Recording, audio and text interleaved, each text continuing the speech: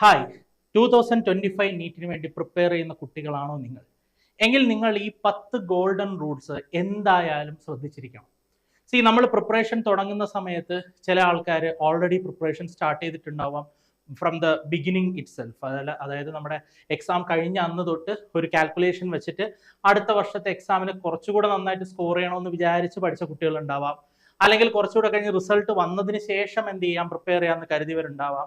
Anyway, ഏത് തരത്തിലുള്ള കുട്ടികളാണെങ്കിലും അവർ ഏത് പോയിന്റിൽ പ്രിപ്പറേഷൻ സ്റ്റാർട്ട് ചെയ്താലും അവർ ശ്രദ്ധിച്ചിരിക്കേണ്ട 10 ഗോൾഡൻ റൂൾസ് ആണ് ഞാൻ പറയുന്നത്.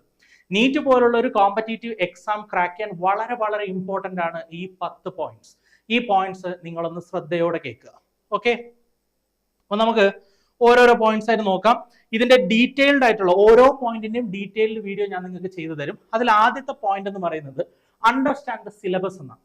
അതായത് നിങ്ങൾ നീറ്റ് പഠിക്കുന്ന സമയത്ത്, നീറ്റിന് വേണ്ടിയിട്ട് പ്രിപ്പയർ ചെയ്യുന്ന സമയത്ത്, അതായത് നിങ്ങൾക്ക് 3 സബ്ജക്ട്സ് ആണുള്ളത്: ഫിസിക്സ്, കെമിസ്ട്രി, ബയോളജി.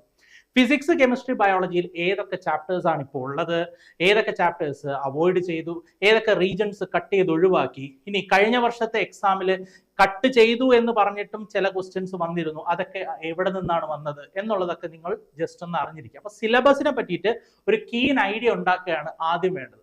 രണ്ടാമതായിട്ട് നിങ്ങൾ ശ്രദ്ധിക്കേണ്ടത് create A study plan. Planning ഇല്ലാതെ ഇന്ന് വരെ ഒരാളും ഒന്നും അച്ചീവ് ചെയ്തിട്ടില്ല. നിങ്ങൾക്ക് ഒരു കറക്റ്റ് പ്ലാനിങ് ഉണ്ടാവണം.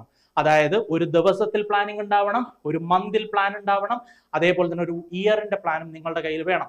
അതായത് നിങ്ങൾ എന്ന് പോർഷൻസ് തീർക്കും, എന്ന് നിങ്ങളുടെ റിവിഷൻ സ്റ്റാർട്ട് ചെയ്യും, എന്ന് നിങ്ങൾ മോക്ക് ടെസ്റ്റ് എഴുതാൻ തുടങ്ങും, എത്ര മോക്ക് ടെസ്റ്റ് നിങ്ങൾ എഴുതും, ഇങ്ങനത്തെ കാര്യങ്ങളൊക്കെ ഓൾറെഡി നിങ്ങളുടെ മനസ്സിൽ ഫിക്സഡ് ആയിരിക്കണം. Okay, next thing, choose the right study materials. എന്റെ അഭിപ്രായത്തിൽ റൈറ്റ് സ്റ്റഡി മെറ്റീരിയൽ എന്ന് പറയുന്നത് ഒരേ ഒരു സാധനമേ ഉള്ളൂ. അത് അതിന്റെ വീഡിയോയിൽ ഞാൻ ഡീറ്റെയിൽഡ് ആയിട്ട് പറഞ്ഞുതരും. ഏത് സ്റ്റഡി മെറ്റീരിയൽ ആണ് നിങ്ങൾ നീറ്റ് പ്രിപ്പയർ ചെയ്യുമ്പോൾ ഫോളോ ചെയ്യാനുള്ളത്? ഫിസിക്സ് ആയിക്കോട്ടെ, കെമിസ്ട്രി ആയിക്കോട്ടെ, ബയോളജി ആയിക്കോട്ടെ, ഏത് മെറ്റീരിയൽ ആണ് നിങ്ങൾ നോക്കേണ്ടത് എന്നുള്ളത് ആ വീഡിയോയിൽ ഞാൻ പറഞ്ഞുതരും. നാലാമത്തത്, പ്രിപ്പയർ നോട്ട്സ്. ചില സബ്ജക്ട്സിൽ you have to prepare notes, എന്നാൽ ചില സബ്ജക്ട്സിൽ നിങ്ങൾ അങ്ങനെ നോട്ട്സ് പ്രിപ്പയർ ചെയ്യണമെന്ന് നിർബന്ധമില്ല. അപ്പൊ അങ്ങനെ നോട്ട്സ് പ്രിപ്പയർ ചെയ്യണം എന്നുള്ള ഒരു സബ്ജക്റ്റ് ആണ് ഫിസിക്സ്. അപ്പൊ അതിലെങ്ങനെയാണ് നമ്മൾ നോട്ട്സ് പ്രിപ്പയർ ചെയ്യുക, എന്തൊക്കെ കാര്യങ്ങൾ ഇൻക്ലൂഡ് ചെയ്യണം, ഇത് നമുക്ക് വളരെ ഉപകാരം ചെയ്യും ലാസ്റ്റ് മിനിറ്റ് പ്രിപ്പറേഷനിലേക്ക്. അപ്പൊ അതിനെ പറ്റിയിട്ടും ഡീറ്റെയിൽഡ് ആയിട്ട് ഞാൻ നിങ്ങൾക്കൊരു വീഡിയോ ചെയ്തു തരും. ഇനി അടുത്ത കാര്യം പറയുന്നത് റെഗുലർ റിവിഷൻ.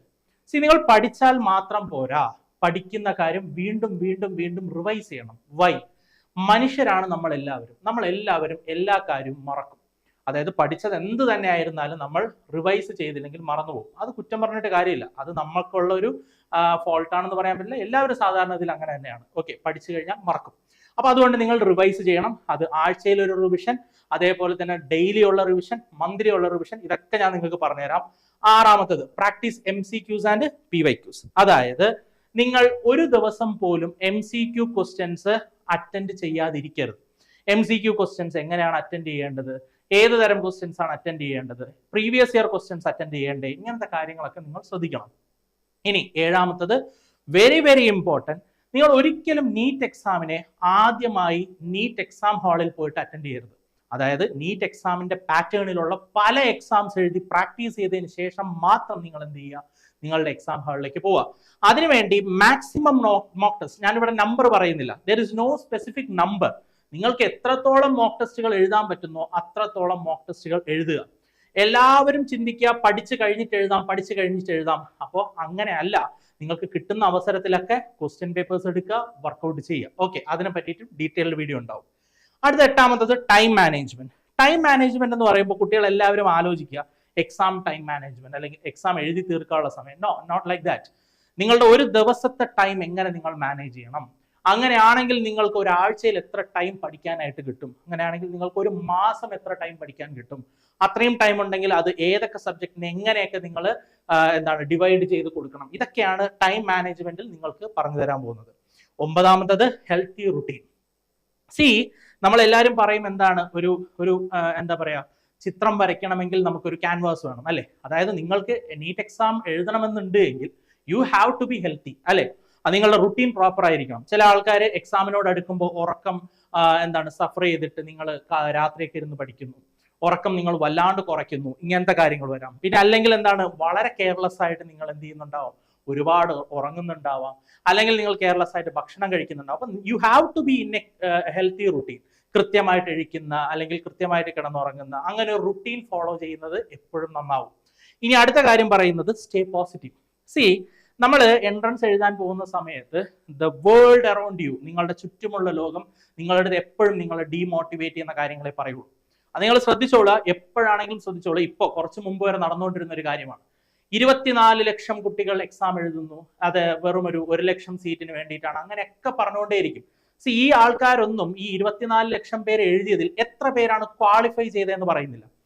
അറ്റ്ലീസ്റ്റ് ഒരു 2 ദിവസമെങ്കിലും അല്ലെങ്കിൽ പ്രിപ്പയർ ചെയ്ത് അല്ലെങ്കിൽ +1 +2 എങ്കിലും നന്നായിട്ട് പഠിച്ച ആൾക്ക് മാത്രമേ ഈ പറയുന്ന നീറ്റ് എക്സാം ക്വാളിഫൈ ചെയ്യാൻ പറ്റുള്ളൂ. ആ ക്വാളിഫൈ ചെയ്ത ആൾക്കാരുടെ എണ്ണം നിങ്ങളൊന്ന് ചെക്ക് ചെയ്ത് നോക്കുക. അപ്പോൾ നിങ്ങൾക്ക് മനസ്സിലാവും സീരിയസ്ലി എത്ര പേരാണ് ഈ എക്സാമിന് അറ്റൻഡ് ചെയ്യുന്നത്. കുറെ ആൾക്കാർ, അതായത് +2 കഴിയുന്ന സമയത്ത് ചിലപ്പോൾ നിങ്ങളും ചെയ്തിട്ടുണ്ടാവും, ഞാനൊന്ന് പോയിട്ട് വെറുതെ എഴുതി നോക്കാം, കിട്ടണമെങ്കിൽ കിട്ടട്ടെ, ഇല്ലെങ്കിൽ നമുക്ക് പ്രിപ്പയർ ചെയ്യാം എന്നുള്ള ആറ്റിറ്റ്യൂഡിൽ എഴുതുന്നുണ്ടാവും.